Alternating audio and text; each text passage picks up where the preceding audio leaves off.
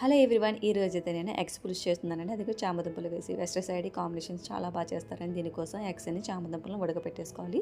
చింతపండును కడిగేసుకున్న తర్వాత వేడి నీళ్ళలో నానబెట్టుకుని త్వరగా నానిపోతాయండి. ఉల్లిపాయలను చిన్న చిన్న ముక్కలుగా కట్ చేసుకోండి. ఇందులో పేస్ట్ వాడకండి, ముక్కలే చాలా టేస్టీగా ఉంటాయి అనమాట. ఎగ్స్ ఘాట్లు పెట్టుకొని మనం వండుకున్నాం అనుకోండి, మసాలా అంతా ఎగ్స్ బట్టి ఎగ్ టేస్ట్ అనేది చాలా బాగుంటుందండి.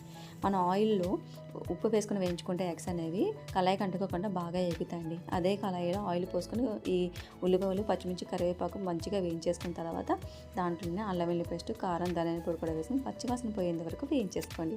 మసాలా వేగిన తర్వాత చామదుంపలు, ఎగ్స్ కూడా వేసుకొని మసాలా అంతా పట్టే వరకు కొంచెంసేపు వేగిన తర్వాత చింతపండు సరిపడా వాటర్ కూడా పోసుకొని, వాటర్ ఎక్కువ వేసుకోండి, జారుగా అయిపోతుంది కదా పులుసు అంతా.